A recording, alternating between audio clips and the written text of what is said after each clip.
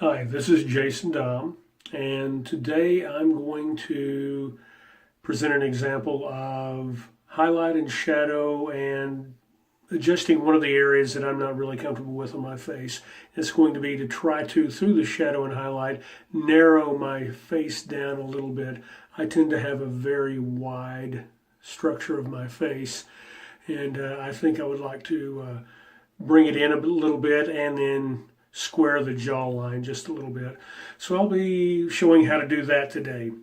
So I'm going to start with cleansing a little bit here and just making sure that my face is clean and is appropriate for foundation makeup. So I'm just going to use a little bit of toner, alcohol-free toner, and just clean my face pretty thoroughly and get my skin, get my pores all ready for the foundation layer.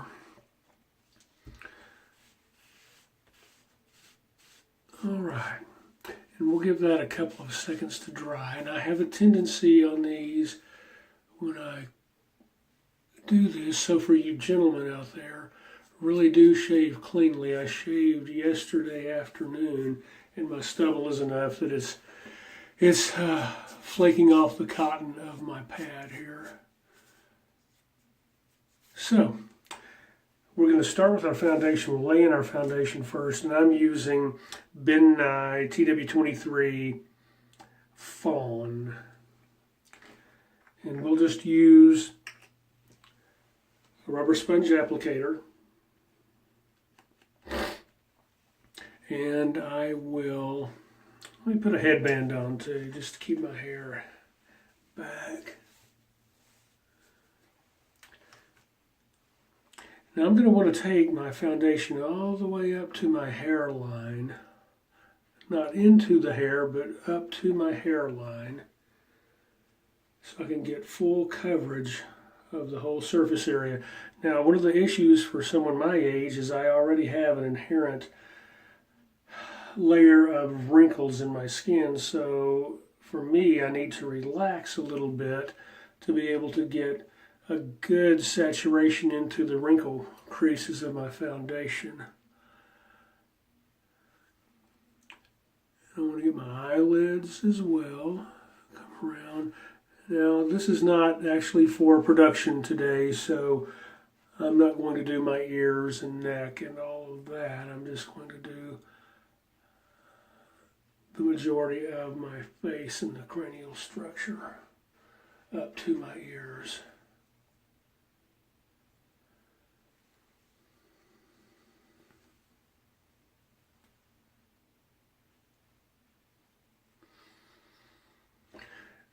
And matching a good foundation to your skin, especially if you're working on a contemporary role, is pretty critical so you don't look either suntanned or deathly washed out. And this one matches my tone pretty well. And again, for somebody of my age who's already starting to show age spots on their skin, this is a very, very important step to really get even and smooth, just to cover some of that and even out my complexion.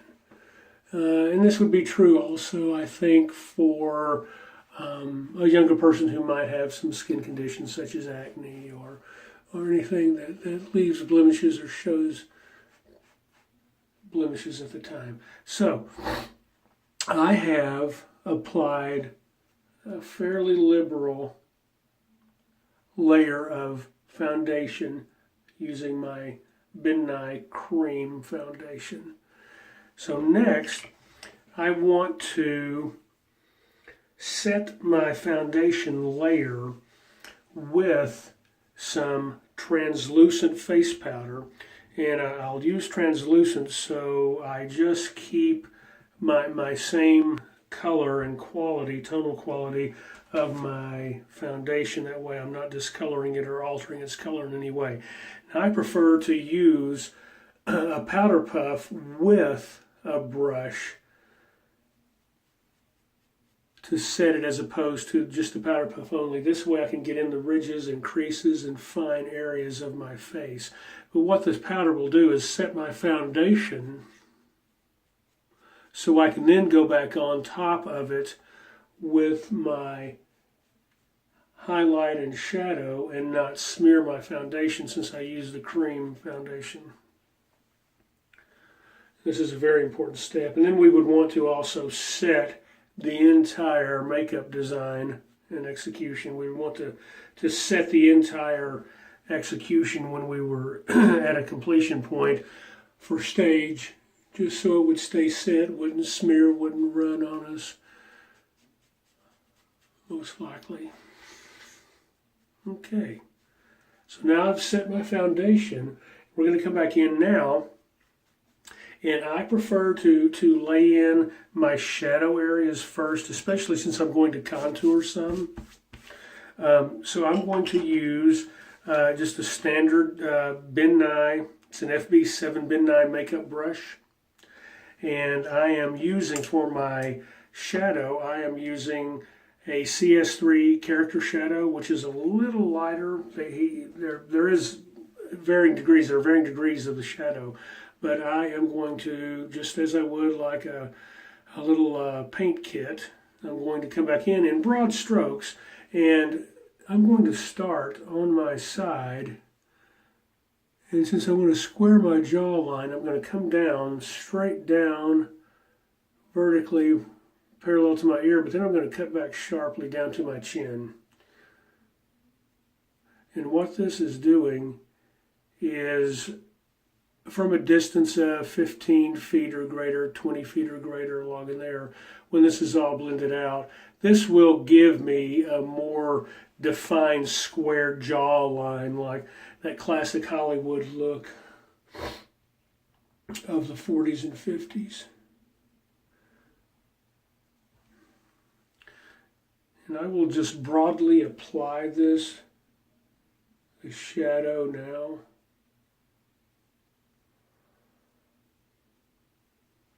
And what I'm doing too, by bringing this in off my jawline, I'm also thinning the look of my face overall.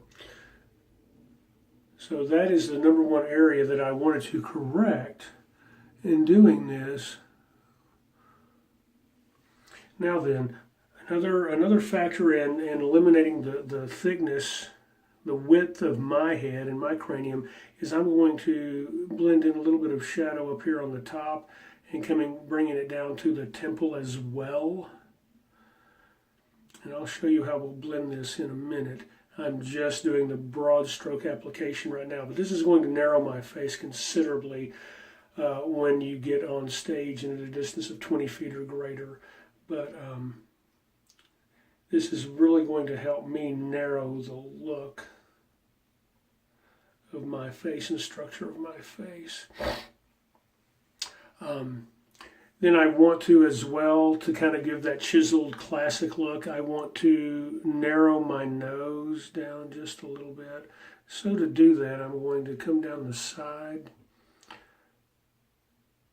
just from the corner of the eye down the outer ridge of the nostril and back around the flare. So to continue, apparently my phone wanted to shut down. So to continue, I will just keep blending out my shadow areas, carrying the jaws down to the underside of the jaw into the neck. And I'll do that on both sides.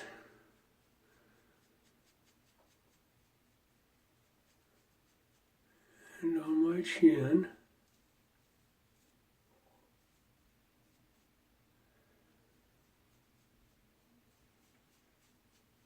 So what this will do, again, is it's just blending away those hard lines of application, and it's going to leave me with a really nice square jaw look when I'm finished, especially after I apply all of the highlights.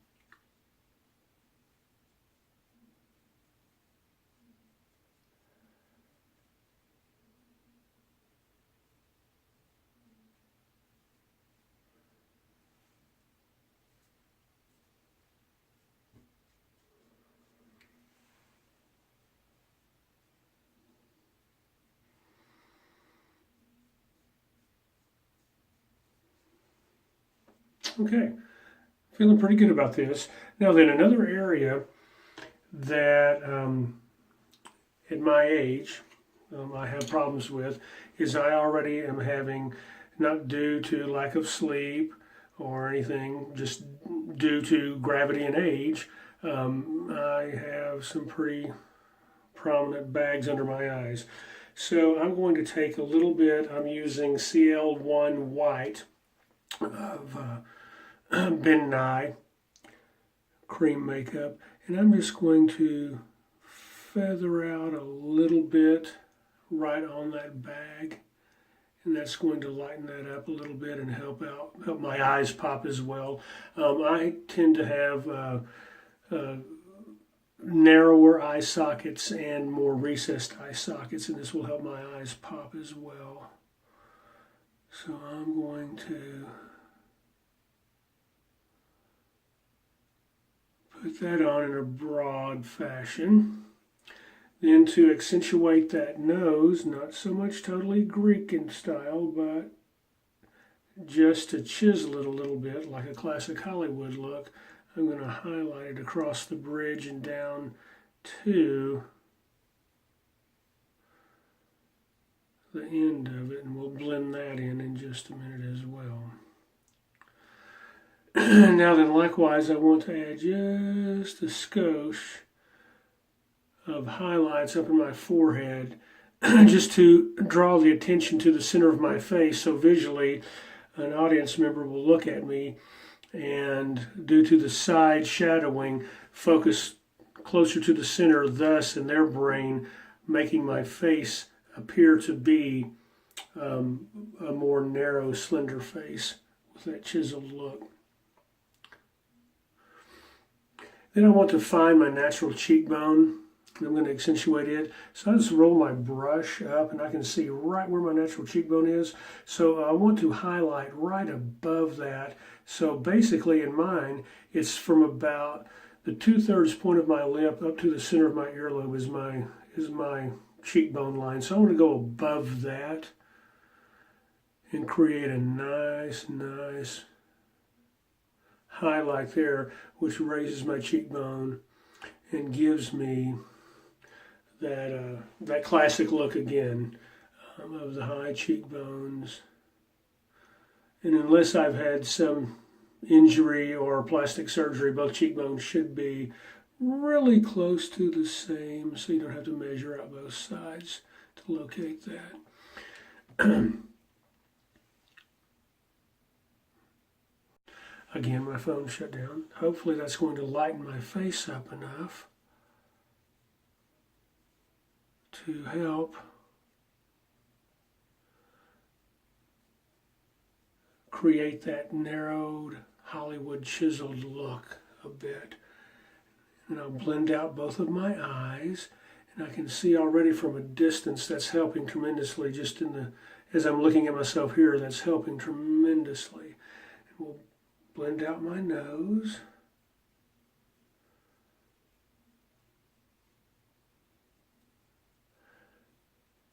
With this little highlight underneath, just so my nose looks a little narrower than before. Blend up our cheekbones quite a bit.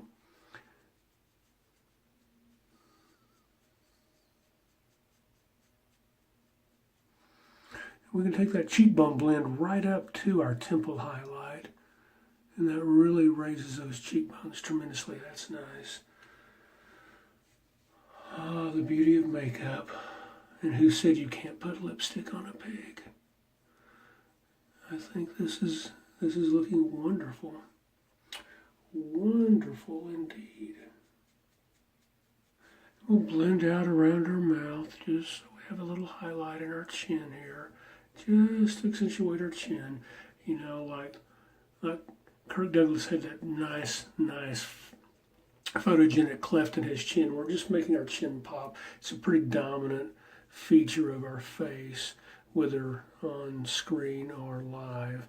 You really want to be able to have that pop. That's just such an important part. Boy, now I'm seeing my face really start to chisel on out. That's looking good. So I've narrowed my face down considerably. And one thing I'm going to do here at the very end is I'm going to pop just a little bit of rouge. I'm a high proponent of rouge. Just to accent the cheekbones up high. But I have really narrowed the scope of what my face is, especially from a perceptibility standpoint on stage. One more thing I want to do, I'm going to go back to my shadow. I want to hit my philtrum just a little bit right here, just a wee bit, and blend it out just to add that definition to my lip. Very lovely. And now I'm going to add just a little bit of rouge, just using dark 61 Victorian rouge. And I'm just going to pop a little bit of rouge, very little bit, on my cheek.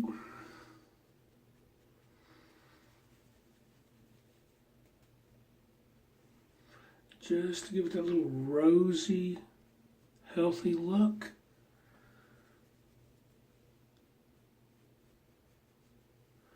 And there you have the technique necessary to narrow your face using highlight and shadow, and hopefully for an older person, take a little bit of age off of them. If I could only do something about this, it would be great. Thanks for watching. Hope you learned something. See you next time.